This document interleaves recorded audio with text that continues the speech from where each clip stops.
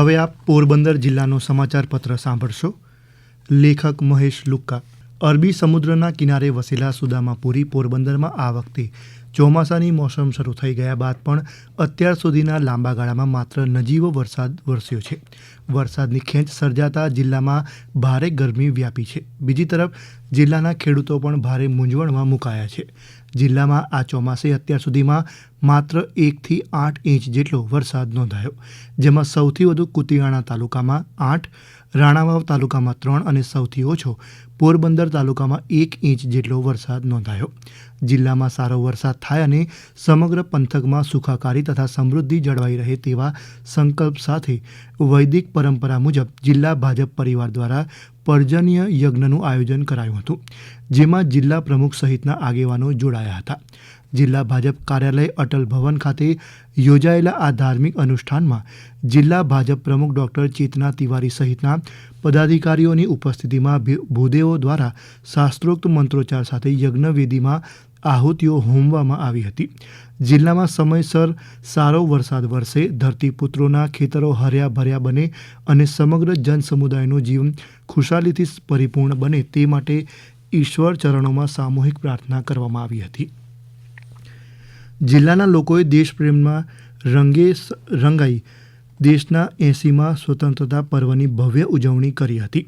પોરબંદર શહેરમાં police parade મેદાનમાં જિલ્લા કક્ષાના સ્વતંત્રતા પર્વની ઉજવણીમાં જિલ્લા કલેક્ટર SD ધાનાણીએ રાષ્ટ્રધ્વજ ફરકાવી ધ્વજવંદન કર્યું હતું.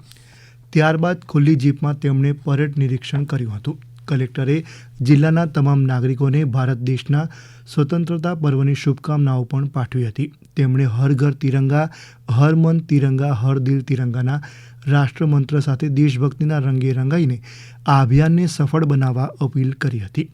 આ ઉપરાંત સ્વતંત્રતા પર્વ નિમિત્તે દેશના યુવાનોમાં સાહસ અને શૌર્યની ભાવના પ્રગટે તેમજ યુવાનોમાં દેશદાઝની અનોખી જ્વાળા પ્રગટે તે હેતુથી પોરબંદરની શ્રીરામ સ્વિમિંગ ક્લબ નામની સંસ્થા દ્વારા ગત 26 વર્ષથી સ્વતંત્રતા પર્વ અને પ્રજાસત્તાક પર્વ નિમિત્તે સમુદ્રની વચ્ચોવચ્ચ ધ્વજવંદન કરવામાં આવે છે. આ સંસ્થાના યુવાનો વહેલી સવારે 7 વાગે ત્રિરંગો લઈ પોરબંદરની ચોપાટીથી લગભગ 1 નોટિકલ માઇલ દૂર સમુદ્રમાં તરીને પહોંચ્યા અને ત્રિરંગો લહેરાવી રાષ્ટ્રગીતનું ગાન કરી ત્રિરંગાની આન અરબી સમુદ્રમાં પ્રસ્થાપિત કરી હતી.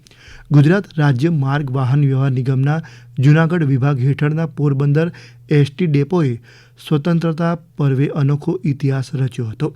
શ્રેષ્ઠ ડીઝલ એવરેજ, સલામત બસ સંચાલન અને ઉત્તમ કામગીરી બદલ ડેપોને રાજ્ય, જિલ્લા તેમજ વિભાગ કક્ષાએથી એક જ દિવસમાં કુલ 10 સન્માનપત્ર અને રોકડ પુરસ્કાર એનાયત કરાયા. સ્વતંત્રતા પર્વની સાથે પવિત્ર શ્રાવણ માસનો પ્રારંભ થયો હોવાથી શિવાલયો બમ બમ ભોલેના નાદથી ગુંજી રહ્યા છે. તો જિલ્લાની પુષ્ટિમાર્ગીય હવેલીઓમાં યોજાતા ઠાકોરજીના હિંડોળા દર્શનનો લહાવો લેવા ભક્તો હવેલીઓમાં ઉમટી રહ્યા છે. શ્રાવણ માસમાં રક્ષાબંધન અને જન્માષ્ટમીના તહેવારોમાં સુપ્રસિદ્ધ યાત્રાધામોમાં લાખો શ્રદ્ધાળુઓ દર્શનાર્થે આવે છે. તેવામાં ધાર્મિક પર્વો નિમિત્તે સ્વસહાય જૂથની બહેનોને આર્થિક રીતે સ્વનિર્ભર બનાવવાના હેતુથી સરકાર દ્વારા આગામી 26 ઓગસ્ટથી 7 સપ્ટેમ્બર સુધી 7 મુખ્ય ધાર્મિક સ્થળો પર શ્રાવણ ઉત્સવ મેળો યોજાશે. પોરબંદર અને રાજકોટના લોકમેળામાં આગામી 2 થી 7 સપ્ટેમ્બર આ મેળાનું આયોજન કરાશે. મહાનગરપાલિકા દ્વારા આ વખતે પણ 5 દિવસના જન્માષ્ટમી લોકમેળાનું આયોજન કરાયું છે. મેળાના મેદાનમાં આકાશને આવતા ચકડોળ તૈયાર થવા લાગ્યા છે. હવે પોરબંદર જિલ્લામાં સબસિડીવાળા રાસાયણિક ખાતરનો જથ્થો એપ્લિકેશનથી મળતો થશે. આજે 25 ઓગસ્ટથી પોરબંદર સહિત રાજ્યના 12 જિલ્લામાં આ નવી પદ્ધતિથી ખાતર વિતરણ વ્યવસ્થા અમલમાં મુકાશે. વિતરણને વધુ સરળ, સુરક્ષિત અને પારદર્શક બનાવવા ફ્રેમવર્ક ફોર ફર્ટિલાઇઝર નામની નવી ડિજિટલ વ્યવસ્થા ભારત સરકાર દ્વારા અમલમાં મૂકવામાં આવી છે. હમણાં જ આપ પોરબંદર જિલ્લાનો સમાચાર પત્ર સાંભળી રહ્યા હતા, જેના લેખક હતા મહેશ લુક્કા. આ પ્રસારણ આકાશવાણીના અમદાવાદ, વડોદરા કેન્દ્ર પરથી કરવામાં આવ્યું.